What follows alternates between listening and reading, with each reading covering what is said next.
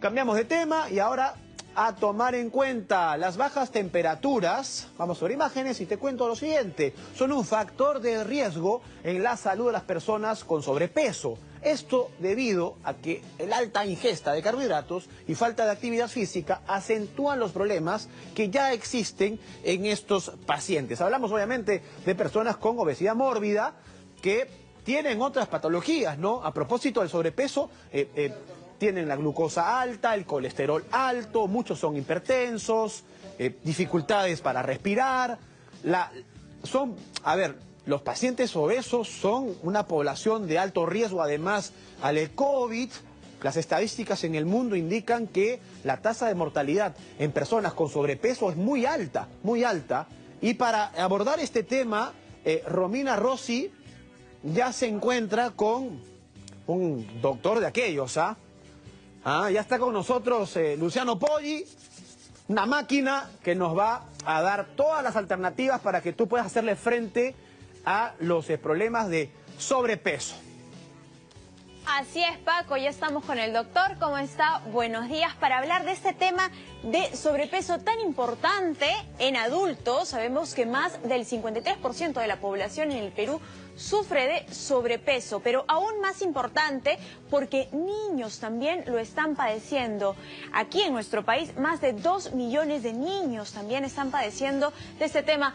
Doctor, ¿cómo está? Muy buenos días. Tenemos pues un cuadro aquí, la obesidad en niños y adolescentes. ¿Qué pasa? ¿Por qué se produce? Sí. ¿No? Primero, buenos días. Gracias por la invitación y hablar de este tema tan importante en niños y adolescentes. Yo trato principalmente a adolescentes y adultos y justamente vemos que el gran problema no es un problema de obesidad reciente, sino que son hábitos que son formados desde muy pequeños.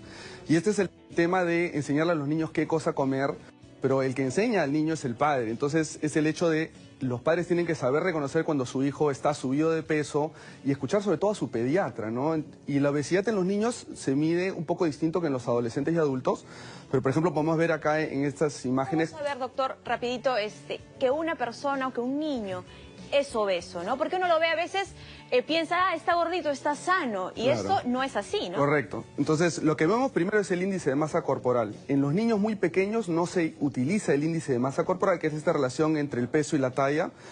No se utiliza más que todo tablas de percentiles, en las que si el percentil de este peso para talla es arriba de 95 es considerado obesidad.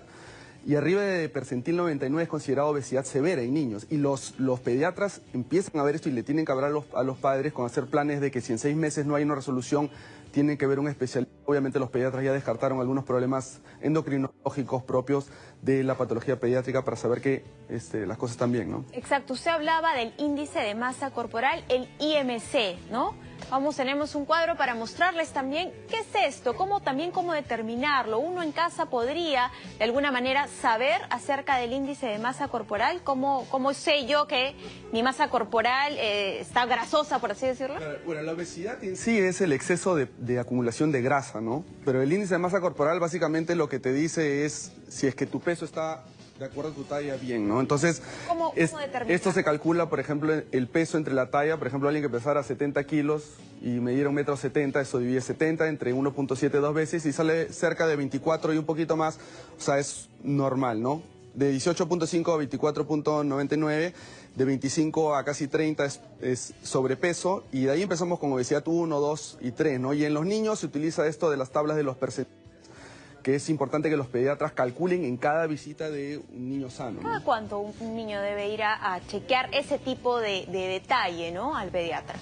Al pediatra, bueno, los niños tienen un control prácticamente mensual en el primer año, y luego de manera, cada 6 meses tienen que ir a su pediatra dependiendo de lo que se encuentre, y si es que se encuentra el sobrepeso, empezar a calcular algunas cosas que por ejemplo antes no veíamos en niños, ¿no? Que vamos a conversar, como por ejemplo a los 2 años empezar a ver hipertensión en niños que pueden tener mucho peso. Entonces, esas son cosas que antes no se veían y son propias del hecho de tener obesidad. Doctor, justo hablamos de que, increíble, 2 niños de 2 años con hipertensión. Eso también se debe a los malos hábitos, por ejemplo, que tenemos en pantalla en estos momentos, acostarse tarde. ¿Es también parte del hecho de que se incremente el sobrepeso?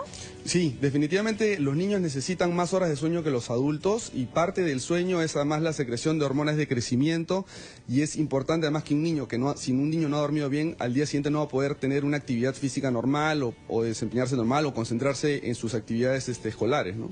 La mala alimentación, estos snacks, y tenemos justo en la mesa también, ¿no? Sí, podemos acercarnos para en la que mesa puedan podemos mostrar respecto de estos malos hábitos alimenticios. Sí, en la mesa podemos ver, por ejemplo, uno de los principales problemas en la alimentación, que son, digamos, las gaseosas y las bebidas azucaradas. Y yo te puedo decir que por lo menos cuando vienen algunos adolescentes de 12, 13 años, vemos que estos adolescentes consumen cerca de 2 o 3 litros de estos productos. O sea, ahí nomás ya tienen probablemente las calorías que necesitan en el día. Y con medidas, digamos, tan sencillas como hacer que reduzcan este tipo de productos, vemos cambios en el peso realmente significativos, ¿no? Y a la larga todo este mensaje es pensar que alguien que tiene sobrepeso o obesidad a esa edad va a probablemente tener sobrepeso o obesidad de adulto, ¿no? Y estas son las típicas cosas que vemos hoy en día, por ejemplo... snacks bastante famosos, por así decirlo, ¿no? Galletas, Sí. estos piqueos o esta comida, por ejemplo, las salchipapas, que muchas veces son tan ricas. Hay que satanizarlas todas. No, yo creo que no hay que ni satanizar ni a los carbohidratos, ni a las grasas, ni a nada. Entonces, lo que hay que entender es que es un tema de proporciones de calorías. O sea, hay que consumir las calorías que uno necesita.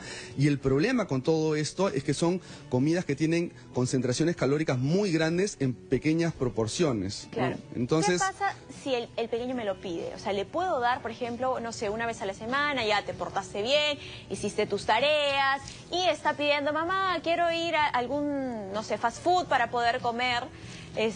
¿Puedo llevarlo tal vez una sí, vez por a la supuesto semana? que sí. El tema es que esto entre en rutina y este tipo de conductas que nosotros a veces los padres somos un poco culpables porque aprendemos a básicamente decir que una conducta ha estado buena dándoles una de estas comidas, cuando no necesariamente debería ser así, ¿no? Yo creo que se puede comer de todo, pero en pequeñas proporciones y evitar estas comidas, que justamente esto es parte del octágono de salud y esta ley tan criticada que hasta ahora no sabemos si es que tiene un efecto positivo, pero yo por lo menos te digo que en algunos adolescentes y niños que vienen por alguna razón a mi consultorio, les terminamos diciendo esto de los octágonos. Y los niños te dicen, no, octágono, yo solo puedo comer uno al día, me ha dicho mi mamá que tenga octágono. Entonces son cosas interesantes y a la larga son cambios de hábitos, ¿no? Es todo este tema de los malos hábitos. Hablando justo de hábitos, en esta cuarentena se han cambiado mucho los hábitos. Los niños no han podido salir durante tanto tiempo, no han estado en un modo sedentario de vivir. Esto también influencia mucho, sumado pues a la mala alimentación en la obesidad. Por supuesto, sí. Los niños deberían de tener no menos de 30 minutos a 1 hora al día de actividad fuera de casa y por la cuarentena esto de acá no se ha podido realizar. Deberían de hacer casi igual que los adultos 30 minutos de ejercicio o actividad física que los divierta, ¿no? Porque si te pones a pensar un niño que tenga sobrepeso o obesidad y le dices que tiene que hacer ejercicio para bajar de peso, ni siquiera los adultos podemos tener ese tipo de motivación. Entonces al niño hay que fomentarle, por supuesto, unos buenos hábitos y enseñarle a disfrutar de ejercicio, de actividades físicas, y ahí los padres tienen un rol importante como modelo, ¿no? Entonces los padres tienen que ayudar a los niños a salir, a tener este tipo de actividades. Claro, por ejemplo, ¿qué hábitos podemos tener de ejercicio en la casa? No sé, ponerlos a saltar, de alguna manera algo divertido, pero que los haga moverse. Eso también es importante. Ajá, justo tenemos los buenos hábitos. Por eso, por ejemplo, horarios de comida, o el 3 veces al día, hacer deporte, incluso horarios de televisión y del celular. ¿Esto también es importante? Es importantísimo. Hoy en día, bueno, los niños están confinados en casa todavía y tienen colegio y clases a través de las tablets o las computadoras, pero fuera de ese tiempo, los niños no deberían tener más de 2 horas de esparcimiento, recreación, ya sea de videojuegos, televisión, películas o lo que quieran hacer, no más de 2 horas fuera de ese tiempo, y luego deberían de tener su hora, digamos, de esparcimiento, de actividad física, y ahora que pueden salir, aunque sea salir un momento durante el día, a tener algo de actividad fuera de la casa. O sea, eso es indispensable, ¿no? Por ejemplo, mostrábamos el tema de las 3 comidas al día, ¿no? Hay gente que dice que deben ser más, deben ser menos. Por lo menos tener 3, imagino, es importante. ¿Qué le debo dar a mi hijo en desayuno, almuerzo y cena. Sí, este tema el número de comidas al día es un tema que ha tenido un montón de investigación en el mundo médico y nutrición, y realmente la conclusión es que 5 comidas al día no son necesarias. Incluso, por ejemplo, en poblaciones con diabetes hemos visto que incluso 3 comidas hacen que los niveles de azúcar se controlen mejor. La idea antes era que comiendo un poquito menos, en 5 tomas ibas a controlar mejor el apetito, pero eso no necesariamente es así. Entonces hemos visto que a la larga lo que hay que tener es orden, ¿no? Y lo que siempre preguntan es, por ejemplo, cosas como el desayuno es importante, y la respuesta es no necesariamente. Es más importante la cantidad de calorías que consumas, y es importante que tengas un orden en el día. De ahí es que el desayuno para muchos es una comida tan importante, ¿no? Claro, lo más importante, frutas y verduras. Frutas y verduras deberían ser la mitad del plato o de lo que come un niño en cada comida. La mitad del plato, no un pedacito chiquitito, ¿no? Y por ejemplo, y las porciones son unas cosas, es el puño del niño, no el puño del papá. Entonces, mitad del plato, frutas, vegetales, un puño de carbohidratos y un puño de proteínas, las que quieran, ya sean vegetales o magras, de animales. Perfecto, Sí. muchísimas gracias. Encantado. Doctor, y justo hablábamos de la comida, de los ejercicios, y Cintia nos trae también información importante respecto a esto.